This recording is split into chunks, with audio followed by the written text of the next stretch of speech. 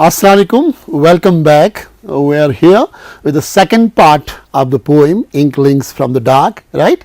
So, in my previous class I told you all about what's symbolism in Inklings from the Dark, right? Now, another very important technique, use of imagery in this very poem. We will talk about imagery that has been used in this poem by G.R. Malik or by Professor Rahman Rahi. Okay, so the imagery is the pictures created by words. Now let us see, there are some in this very poem there are some violent images. Some are serene, some are optimistic, but some are pessimistic in nature, that they give us that feeling of optimism, pessimism, right? First part fully pessimistic, right? Second part optimistic. Yes, by the way, in the first part I used somewhere perhaps the word brow, but it's brow, it's not brow, right? I am correcting that, it is brow, right? So, if you come to the imagery in this very poem, now see in Inklings, Inklings from the Dark, what is the imagery? I will tell you. For example, we have three types of images in this very poem, right? The first one is visual imagery, right? Then we have auditory, then we have olfactory. Okay, fine, yes. Now see, when you come to this visual imagery, you will find the use of word kangri here, ashes, okay, or the blood of the dove, smouldering of the eagle's beak, right? You have feathers scattered all over the hilltops. Yes, that's another image, visual image. You have snow flakes filling the crevices. So, that is another image, visual image, right. Then if you come to sound image, auditory, right, what will you see there? Again a huge number of images in the poem, right. For example, you have that whispering that I told you, whispering come from outside. Then there is hooting of the owl, right. Hooting of the owl, the sound, hoot, and that whispering sound, right. So, these two can be said that these are the auditory images in this very poem, right. Then come to olfactory, right. That means something to that smell, right. For example, if you go to this, yes, in auditory you can have, yes, in olfactory, sorry, you can have fragrant blossoms, okay. And here in visual again, sorry, in visual again you have this is in a visual image, right. For example, if you go to this, there is a drop of sweat down a thrush playing on his brow, right. So, these are some of the visual images. Even oyster is there, right. Oyster is also a visual image. Mushroom on the mount is a visual image, right. A drop of sweat down a thrush, that is also a visual image. Then playing on his playing on his brow, a drop of sweat playing on his brow, this can be single one, and this is also down the thrush playing on his brow, right. This is a full line, this can be called, this is a visual image, right. Then olfactory, I said, that is a fragment, that is blossom, only fragrant blossom, that can be olfactory in its nature, right. These are some of the images. Now let us come to the poetic devices in this very poem, right. So, some of the poetic devices in this very poem are, we will talk about them all, okay. Yes, the first one is metaphor, right. If you come to this poetic device, we have metaphor there, okay, and then we have simile there, right. fine. We have metaphor, we have simile, we have personification. Personification in this poem, right? There is personification, metaphor, simile, personification, right? And then we have enjambment, right? Then we have consonance. Okay. So, see, almost this is a plethora of the poetic devices.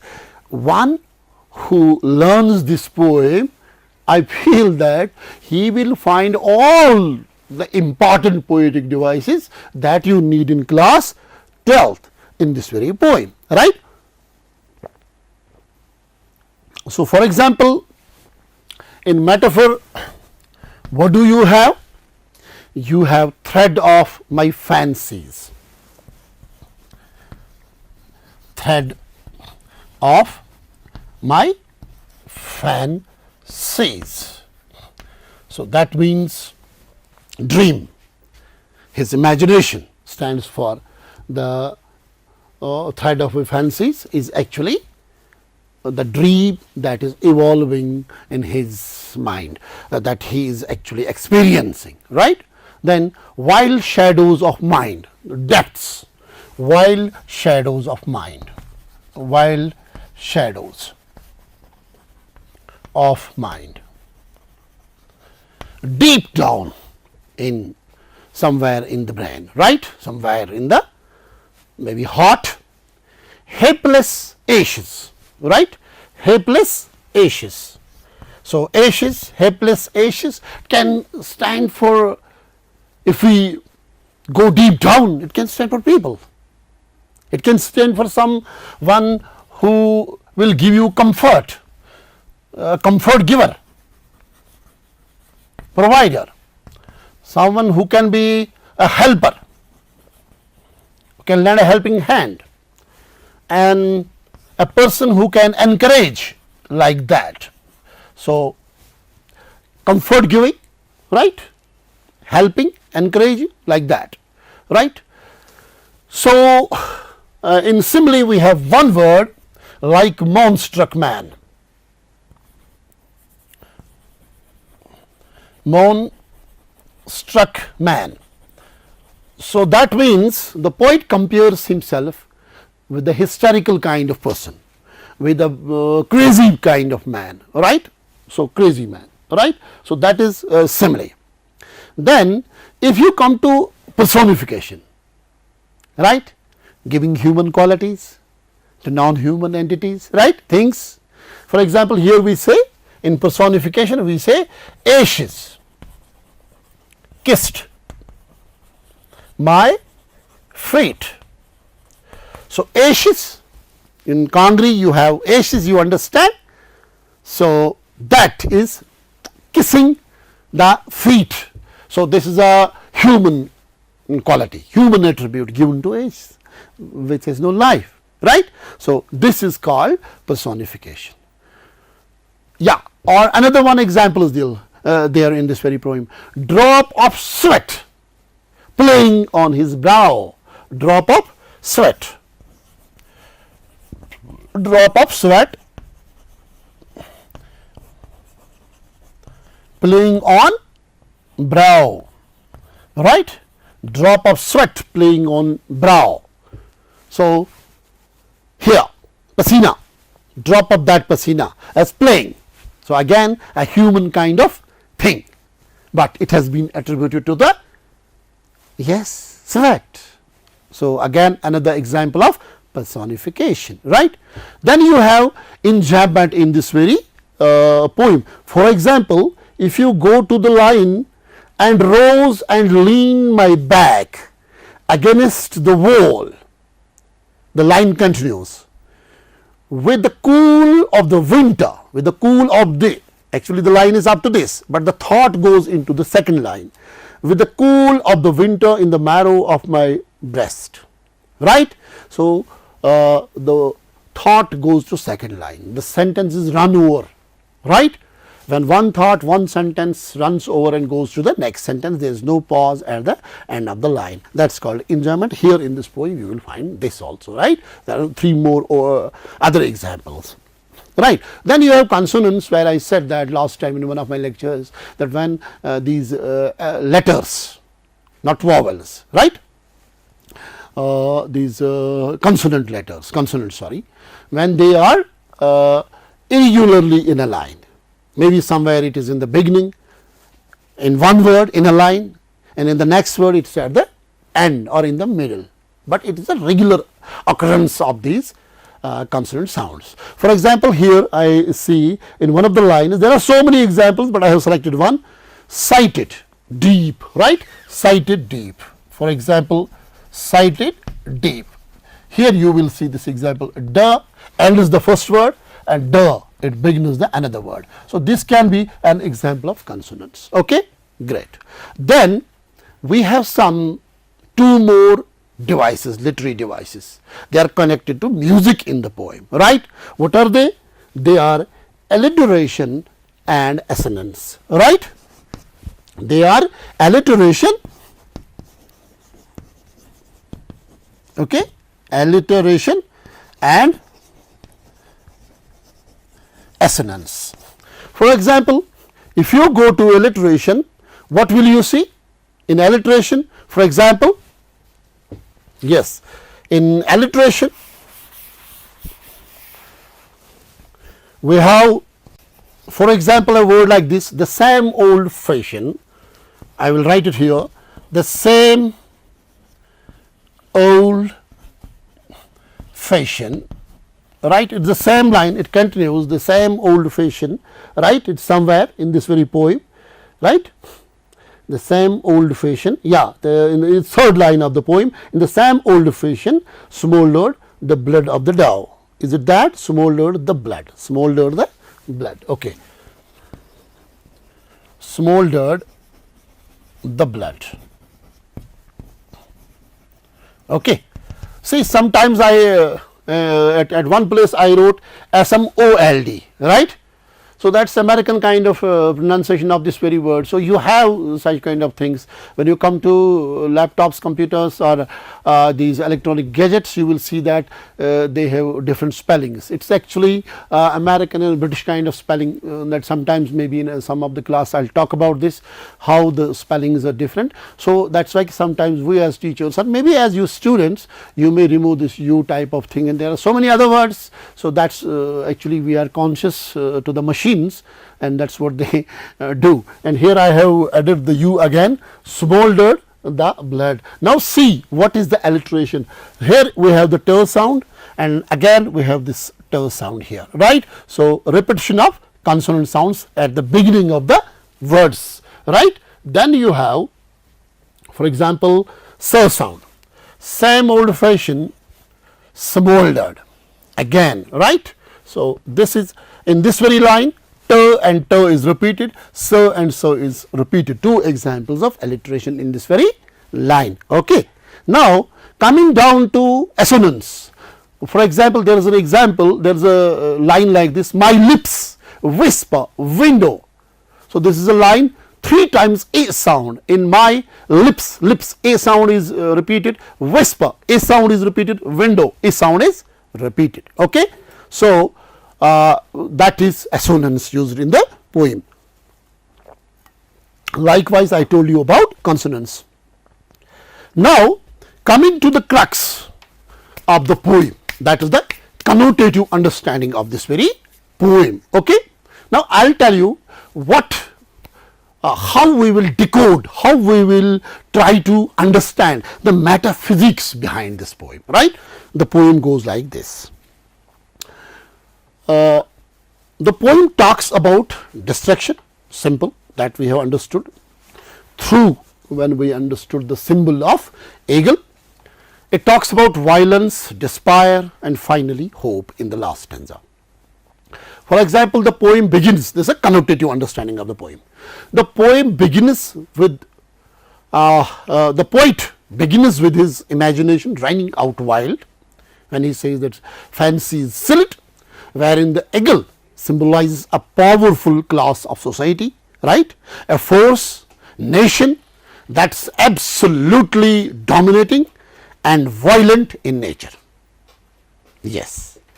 And then on the other side, we have a dove that symbolizes the powerless, weak and innocent class of people, right? Now, in the very first instance, I am telling you, there is an environment of fear and violence created, right?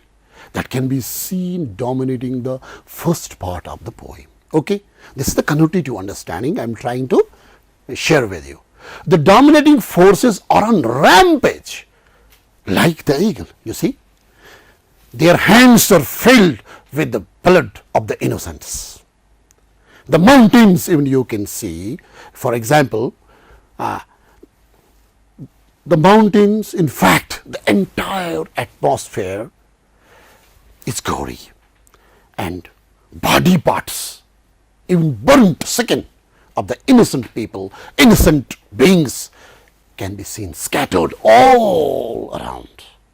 If you take the example of eagle, then her its feathers all around scattered. So this is how you will decode this. Then what is happening? The innocent people are suffering in the hands of oppressors. It is an era of continuous disorder, because the same old fashion when the poet says in the first two lines, continuous disorder, and at the same time a very important point, the gap is widening, because he sees that when he turns around and sees a deep dark chasm. What does that say? That says that there is a gap, and that gap is widening between the oppressors and the oppressed. There is no point. The poet is scared after this gory kind of, this turbulent kind of situation. The poet feels scared to experience all this, and in the middle of this turbulence, he feels himself pushed to the wall, right? He says it in the poem.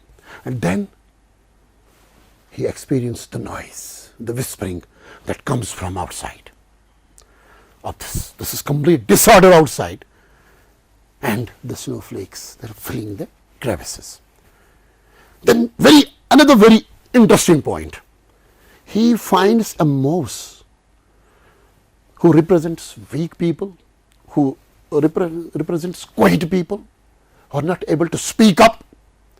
They are hiding for their lives. Okay? And at the same time, you see a cat, a cruel force, a dominating force, again a predator. It's on the hanger, just ready to pounce on the prey. So it's not allowing the mouse perhaps to come out. It's very much there to catch and kill. So the environment is extremely fearful and excruciating. The Kashmiri represents comfort, support or excitement, which has lost its strength in this continuous violence. The ashes are the fire. Again, this fire has lost its strength. It's of no use in this most difficult time. Humanity is completely shrouded in despair at almost a point of no return and no possible refuge. At this highest degree of chaos and fear, the owl beats the last trumpet to announce the misfortune or total death that's going to rule in the future. Long back, very interesting how this poem has been written. Very, very, very interesting and fascinating. The poet wants to scream after witnessing all the horror, but his heart is too weak to allow him to express his pain on the prevailing situation. But in the last stanza, then suddenly we feel a cool breeze. There is a balm on the wounds, and the inflicted pain subsides. The poet introduces his own son as a hope, youth and vigor to be the brighter tomorrow after the darkest night. The poet sees the new generation to learn from their elders. The first part of the tale, and work hard with honesty, compassion and justice for a bright future as redemption of the human race for the sufferers. The poet presents this message by telling the story of an oyster, a sea creature which experiences toughest challenges and struggles in pain, and ultimately the result of that pain is, the result of that hard work is that pearl, right? Here we see an associationer suggestive opinion of the poet that his son will be of the nature of oyster. He will work with dedication, devotion, commitment, and will struggle to construct a new tomorrow for his new world, the world of peace, comfort and prosperity without any tyrants around. This all is evident in the sleep of the sun, where the poet sees blooming blossoms, mushroom and the pearl produced by the oyster, right? So that was the connotative part, the metaphysical part that I tried to crack for you. And now very important thing that I want to share, that's the theme of this very poem, right? What is the theme? Dear students, good times and bad times cycle through life just like day becomes night. Very simple. In life we all experience internal and external struggles, right? We all struggle. There are internal struggles, there are external struggles. During these hard times, it's hard to see the light at the end of the tunnel, isn't it that? Right now in the pandemic times, you see we all in trouble, in distress, in despair. You don't play, you don't go to your school. This is a kind of dark night, but definitely a bright day is going to come. And here I am reminded of Holy Quran, which comes up with chapter 94, where verse 5 and 6 guides us in this darkest time of our life. And what's that? فَإِنَّمَا الْأُسْرِ يُسْرًا إِنَّمَا الْأُسْرِ يُسْرًا. What does that mean? So verily with the hardship there is relief. Verily with the hardship there is relief. So let's hope for the best, right? Okay, that was the theme, right? After every darkest night, there is the bright day. We'll talk about, wrap up this poem, the point of view. The poem has a first person narrator who narrates the story as an oppressed person, a concerned father, or a human being who is in travails. And what is the tune of this very poem?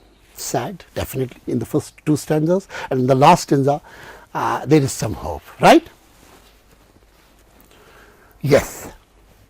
Now we will come to an important thing, assessment, right?